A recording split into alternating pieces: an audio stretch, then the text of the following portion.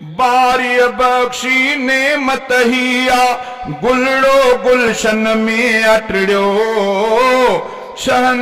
शहनी भेनुरन मिठड़न जो आ प्यारो सुहिणो भाव थियो। बारी बख्शी नेमत हिया गुलड़ो गुलशन में अटड़ियो छहनी भेनर मिठड़न जो आ प्यारो सुहिणो भाव थियो।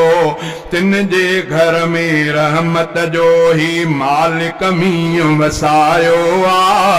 तिन जे घर में रहमत जो ही मालिक मींहुं वसायो आ। नालो मोहम्मद इब्राहिम फज़ल खुदा फरमायो आ। भई काज़ी नज़ीर अहमद के फर्जंद प्यारो जायो आ। नालो मोहम्मद इब्राहिम फज़ल खुदा फरमायो आ।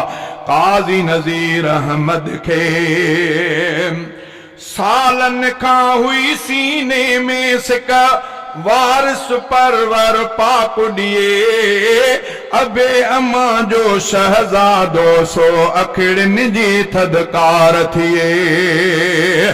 सालन का हुई सीने में सिक वारिस परवर पाकुड़िए अबे अम्मा जो शहजादो सो अखिड़न जी थदकार थिए। ख्वाब कयो सो पूरो परवर चैन करार रसायो आ। ख्वाब कयो सो पूरो परवर चैन करार रसायो आ। नालो मोहम्मद इब्राहिम फज़ल खुदा फरमायो आ। काज़ी नज़ीर अहमद के रब फर्जंद काज़ी नज़ीर अहमद के ॾिस फर्जंद प्यारो जायो आ। नालो मोहम्मद इब्राहिम फज़ल खुदा फरमायो आ। काज़ी नज़ीर अहमद के ॾिस ॾियां तो मुबारक लख लख दिल सां वालिद ऐं जीजल खे शालन को सो वाओ लगे को मिठड़े प्यारे सुहिणल खे। ॾियां तो मुबारक लख लख दिल सां वालिद खे ऐं जीजल खे शालन को सो वाओ लगे को मिठड़े प्यारे सुहिणल खे।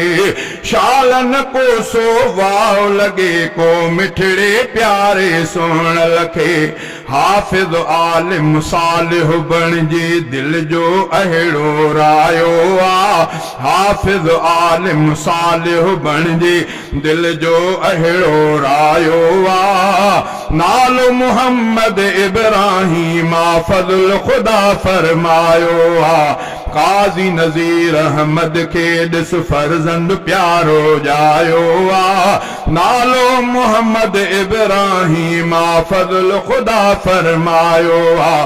काज़ी नज़ीर अहमद के ॾिसो शेर लिखियो ही मोहब्बत में आ।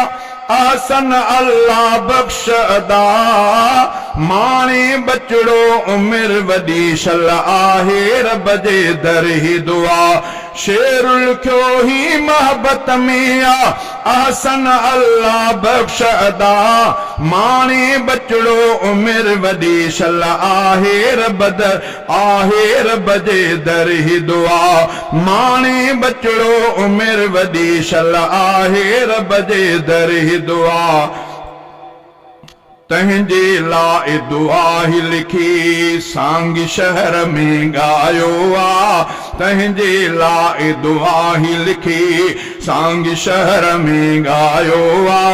नालो मोहम्मद इब्राहिम फज़ल खुदा फरमायो आ।